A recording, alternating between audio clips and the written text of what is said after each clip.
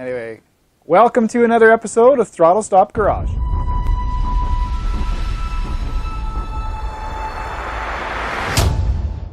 In this episode, we're going to do a little unboxing. So we've got some parts that have come in this case, the front sway bar from Speedway Engineering. So there's going to be a little bit of work done on that. And that should be the last step that we have to take in order, or prior to putting the subframe up underneath the car. Woohoo, big news. All right, so I'm going to try to do a video set on this. I have no idea how far I'm going to get. But let's get the unboxing done. Okay, so this came in earlier in the week. I haven't had a minute. A lot of stuff going on at this time of year. One of them is trying to get parts for the car settled up. So after weeks of calculating things, literally weeks, I finally, staples. I finally made a decision on the bar. It's most likely too much bar, but we're not really going to know until we get the car finished. So a few years away from knowing if this is the right move or not. At any rate, went through all the calculations, went through everything. None of it made any sense. Read all the books. Most of the books aren't much use. Thought about doing a video set on it. You guys let me know in the comments what you think. Talked with my buddy Matt about doing that. You've met Matt. If you've watched any of these videos. Between the two of us, I think we've got it. He's got it more sorted out than I do, but I have it sorted out more than most, so it's a dangerous combination. But I think we've got a handle on how to do this. And it's not as easy as it seems at first blush. Not a simple thing. So, here we have parts. This was a fun phone call. Guys at Speedway Engineering, entertaining. Especially when they got to deal with Canadians. This was fun. It was pretty well packed.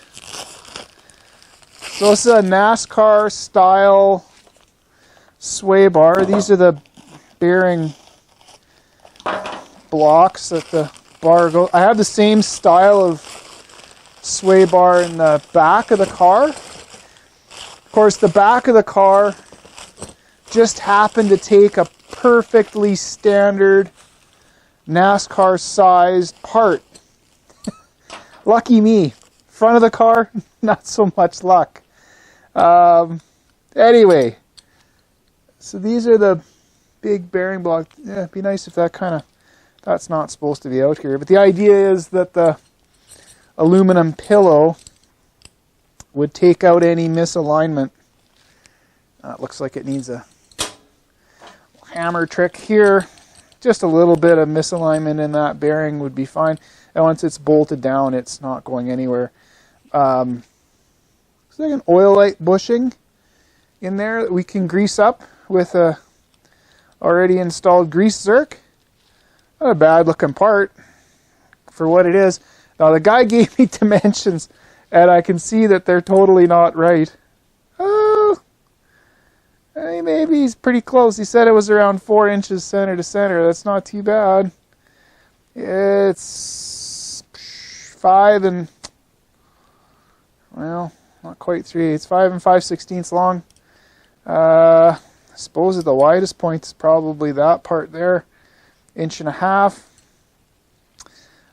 So this is going to start controlling where everything goes on the front of the frame. I couldn't design basically without this part.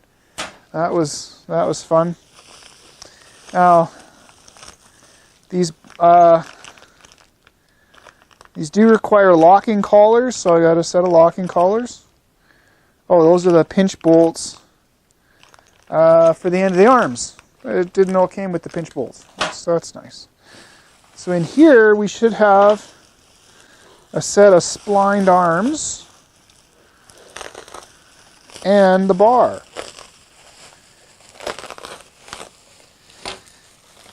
That's duct tape. When is that not the right idea? Always the right idea. Okay, so there's the arms. They don't need to be this long, so they'll get trimmed. But that's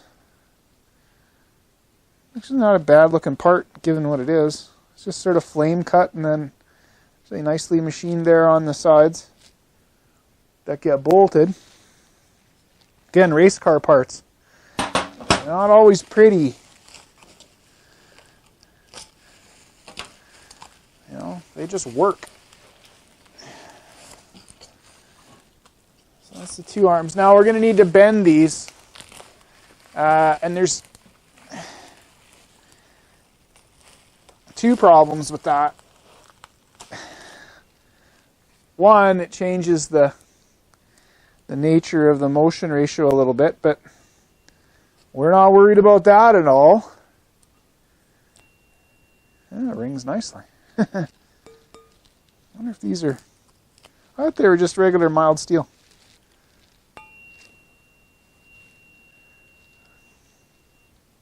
Anyways, it rings. Very nice. And they look like they've been ground. Blanchard ground. There. Make sure they're nice and flat. But they are 3/4 of an inch thick. No, 5/8. They probably were 3/4 and then were ground. So they're like a 32nd less than that. But we're going to need to put a tilt on them. We're going to need to bend that arm. There's no way my little press is going to be able to do that without the torch. So get my torch out, get those to cherry red, and then put the bend in them. So here's the bar itself. I'm not anticipating anything all that great or fancy here. So it's a 32 mil solid bar. In the final analysis, why did I go with this bar? Good question. Well, the 1-inch bar, you can get these in custom lengths in either, this is 1.25 inches, or you can get them in 1 inch. And they don't have to be solid.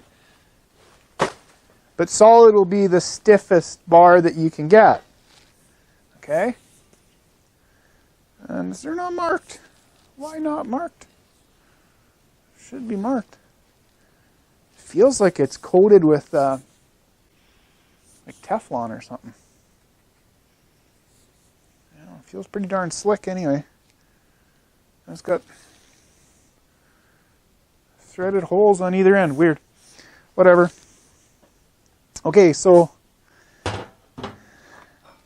where was I? Focus, Craig, focus. For God's sake.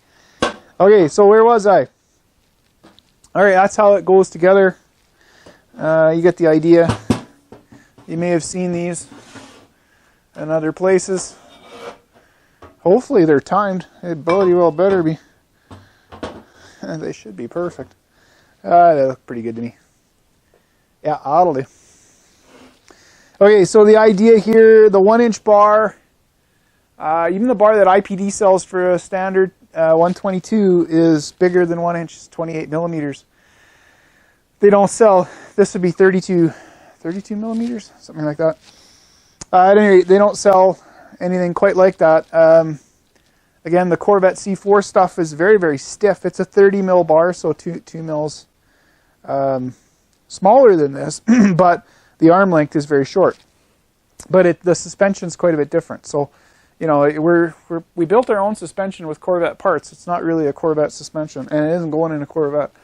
Anyway, so the stock 28 mil bar from Volvo, or from IPD that fits the car would have been stiffer than this bar at 1 inch.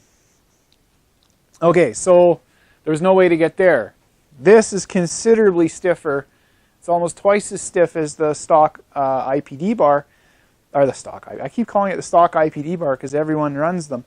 Than that IPD bar, but it's also So it's quite a bit stiffer, but I have a tuning range, right? Because these get hollow.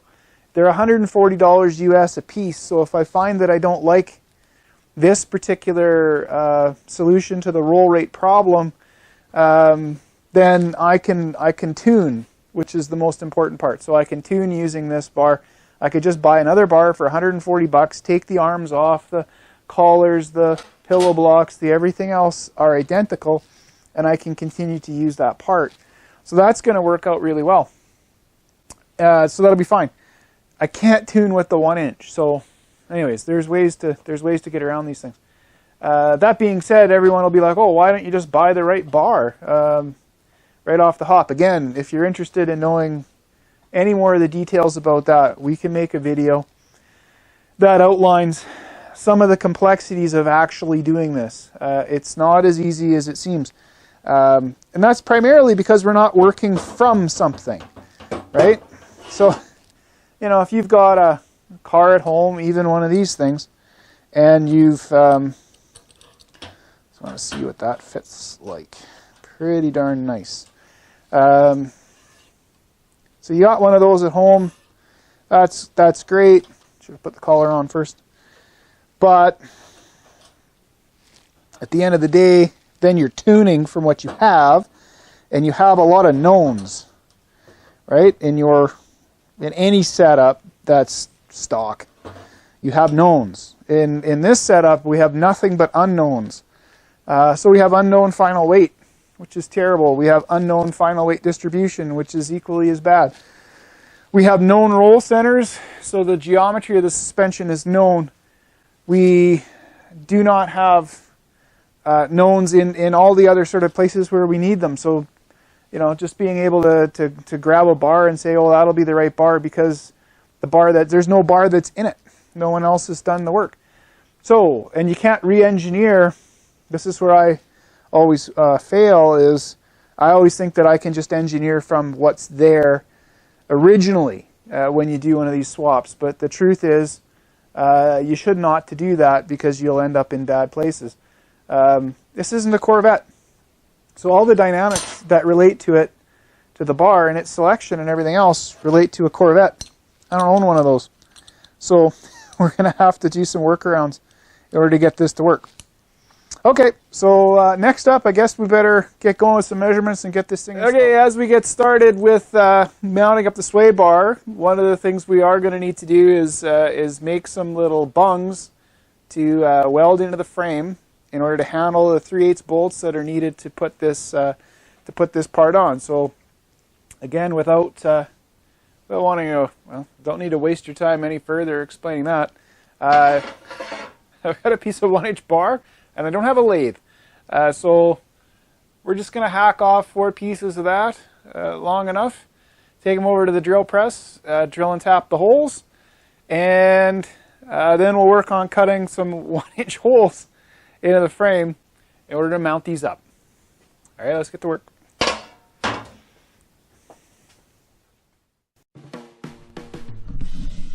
Okay, here we go. We're just going to get these the bungs, the parts for the bungs chopped up. I ended up just cutting 4 at the start. You're going to watch me go back and cut a couple more because I had some ideas. Anyway, we'll get the new little Wilton vise I bought. That was a real fun purchase. But you know, throw a couple of parallels in there. The vise has got a big little V groove at the back to allow me to hold things pretty straight. I'm going to get a pilot hole in, and then get the drill out for the tap drill size. There's the other ones getting cut there. Oops. Roughly mark the center just so we know kind of where we're going here. Anyway, we'll get that's the right size drill in there. We'll get these all pounded out. Sure doesn't take long in stop motion, but seems to take almost forever everywhere else. So they're 1 inch in diameter and they're 1 inch long. So it'll be way more than is needed. But that's kind of a tradition. Don't forget, when you're tapping holes, you really should do the chamfer first, not the chamfer later. Just a anal retentive machinist thing. Anyway, yeah, I tried to do the tapping there. We're back at the old vise, just running the tap in. Again, doesn't take very long. A little bit of lube. It's all good. Alright, that's enough of this. And that should close out the episode.